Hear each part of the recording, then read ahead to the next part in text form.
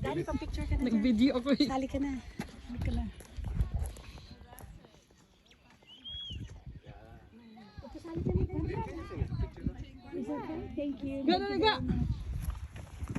Saan sa ano? Ga! Ga, halika na dito, Ga. Ga. Ga. Ga. Ay, Ga. Sorry. Yes. It's okay? Yeah, It's okay. Thank you.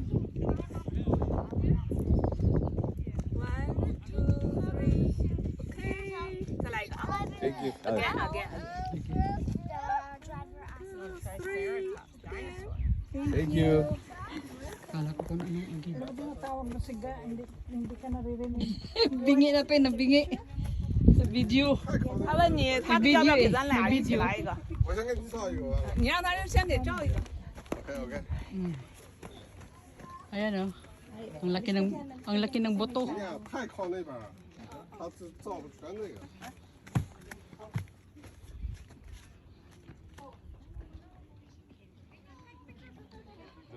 Jurassic.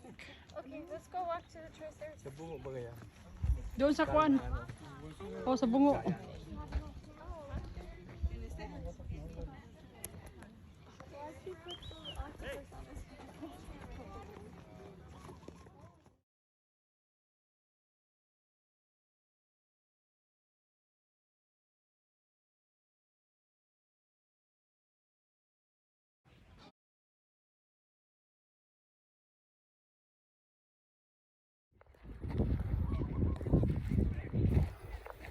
Jurassic.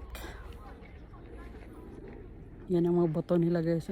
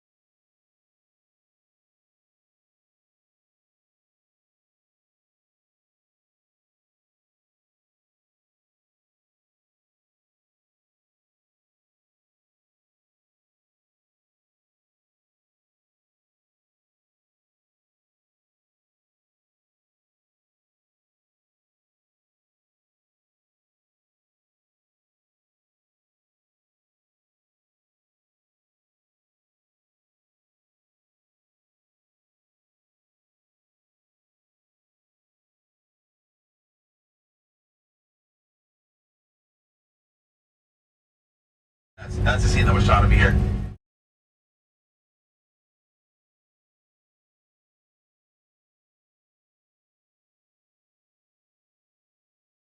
Our li'i, our chiefs, our kings that passed on, they would bury them in those mountains secretly to ensure that no one would know where they actually were buried, to make sure that it was never compromised or that none of their bones or any of their belongings were ever stolen or taken. As they believed that just in life, as people have mana, that when they pass away, that those bones, that people's bones still contain their mana, their spirit, their essence, if you will, the spirit that the people have belongs to the bone. So that's why they were buried secretly in the mountain. Well, right now, guys, we're driving through our aquaculture facility. So we're gonna go through here first, our aquaculture, then through our ag center, and I'll show you guys around here. So we have some food growing over here, some coconuts, some bananas, some breadfruits, potato, and others as well. We were growing some sweet potatoes too. On your right side, film location for the movie Kong Skull Island. Samuel Jackson was actually standing on the pile of rocks there, holding a torch in his hand, and he throws it into this big pond. Kong, he kind of lures Kong into it, kind of holding the torch there, just kind of, just kind of teasing him. And so Kong runs towards him, and he throws the torch into the pond, and it lights up on fire because it's filled with gasoline. And so Kong's kind of caught in the middle of that, getting burned and scorched, and of course Kong passes out for a couple of minutes, where it seems like he actually might have killed Kong, but that wasn't the case. Kong didn't die in that scene, but it was a well shot scene for the movie, and it was all shot at night too, with explosives and all that done as well. some fire, real fire, but there's a lot of CGI that was also added to that scene. On your left side for the movie Midway, we have Aaron Eckhart there who plays Jimmy Doolittle. In that scene, it was just after they bombed Japan and were flying over China. It was a village that was there in the Japanese occupied territory there in China where he had landed. Now, of course, the Chinese knew that the Americans were allies, so when he got there, he was trying to tell them that. You know, he said, I'm American soldier, I'm American officer, you know, we're ally American, you know, we're America, ally, he kept saying that. And one of them could speak English, who was a teacher, and was able to communicate that to the rest of them, letting them know that he was an American officer and that he was an ally. So they dropped the guns and they brought him into the village and tried to help to kind of hide him so that the Japanese soldiers in that area wouldn't find him. But that was based on a true story that was told in that movie, Midway. So they did some of the filming down here. They also built a village, a small Chinese village, in a different location here in Kalba Valley, and did more of the filming in that area. So probably I would say about a week of filming that they did here for that movie Midway, after spending about 3 weeks to a month building the village, the Chinese village, for the filming. On your right side we have our cows over here. We'll see some more of our cows a little more in as we go further in. So this is all of our cows down that we have in this area. Angus, Hereford, Charolais. We have about 700 head of cattle. 300 to 400 head of mother cows to give birth to 1 calf per year. We don't send any of them to the mainland like we used to. At one point in time, we used to ship a lot of them to the mainland. We keep them all here. Beef is processed locally, and the only place you'll find Honolulu beef is at Honolulu Ranch. So you can find it at our Honolulu market, and that's the only place we'll sell our beef. On your right side, we have ulu, or breadfruit. Ulu was a staple food for our Hawaiian ancestors. It is still eaten a lot in Hawaii today, which is why we do have quite a bit of ulu growing over here. One of the things we make from it is ulu chips, breadfruit chips, ulu chips, which I'll be quite honest, taste way better than potato chips. So if you guys ever get to try ulu chips, sometimes we have that in our shop, so you can check out the Honolulu market and see if we have any. But those are really good.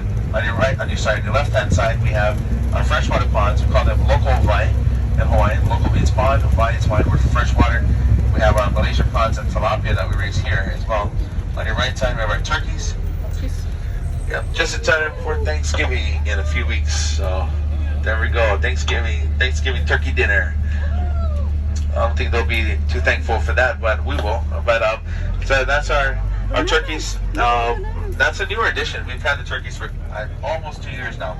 On your right side, we have some bananas, apple bananas. On your left side, we have rainbow papayas.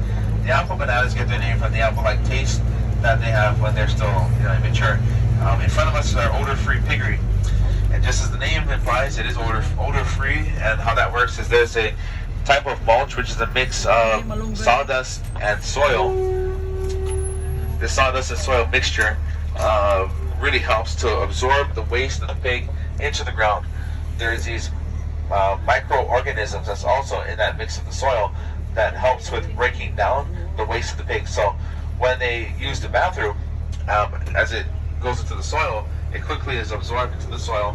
Those microorganisms help to decompose it, break down the waste very quickly, so that it doesn't leave any odor or any smell.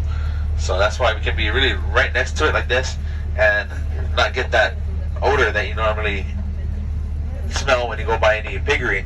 You can smell it like all like miles away even. Sometimes you can really smell it, but this one you don't smell anything because of that mulch that's under the pigs. And it's about 3 to 6 feet under the pigs, so that's how deep that mulch goes. So it definitely has to be changed every few months.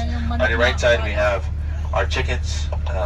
We raise them for their eggs, white, brown, blue colored eggs that we will collect over here from our chickens. Every day we collect eggs, and we got at least a couple dozen chickens down over here. So you're looking at maybe a couple hundred eggs a week, definitely over 100 eggs a week that we're collecting. And we sell all of that at our Cool Largo market. On your left side, we have our cacao trees.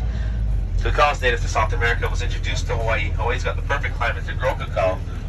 The cacao pods will grow on the main trunk and the branches of the tree. The trees can get up to as tall as 30 feet, but will average usually about 10 to 15 feet. Most of those trees grown under canopy trees, which is what it likes. Cacao actually loves to grow under larger trees.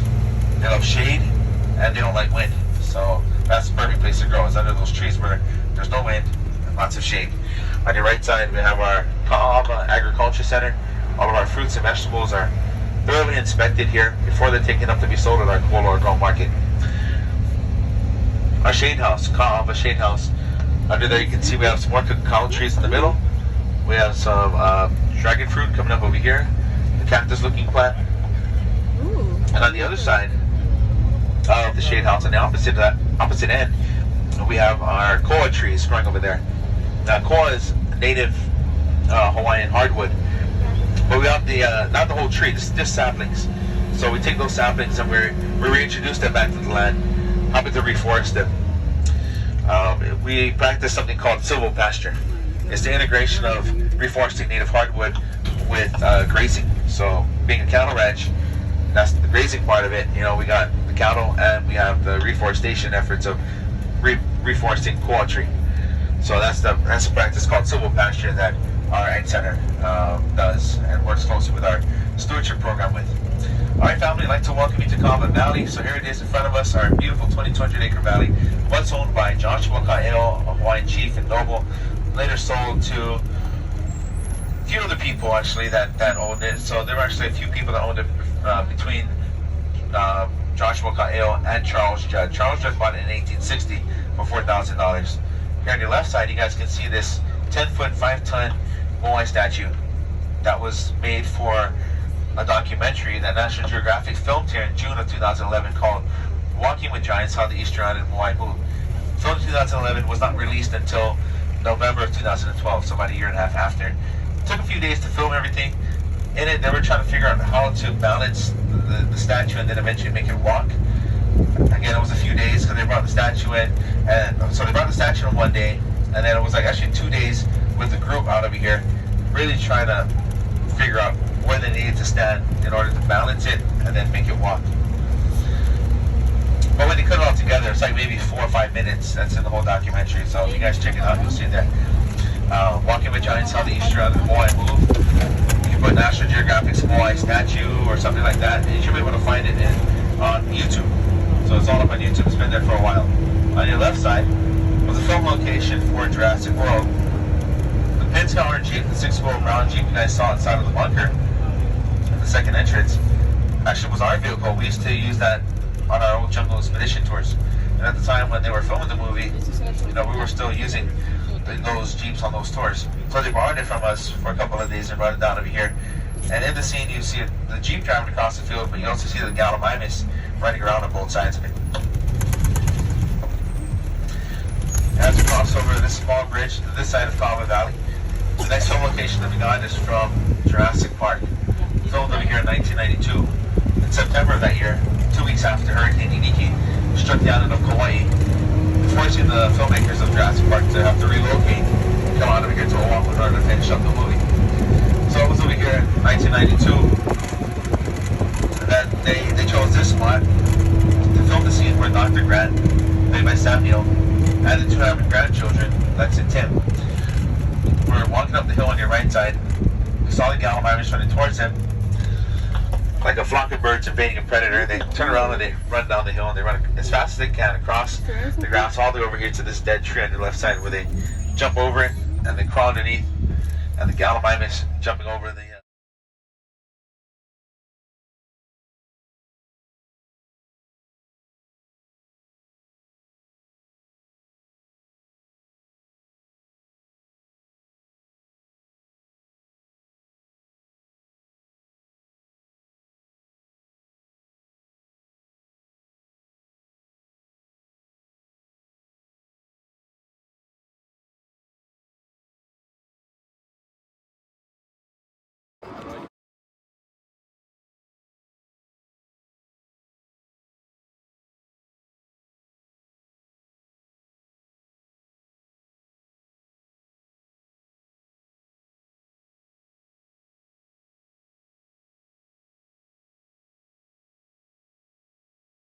I'm supposed to do everything I'm supposed to do, and if not, then I guess this is my last tour I'm going to be doing today. So no, I'm just joking, guys.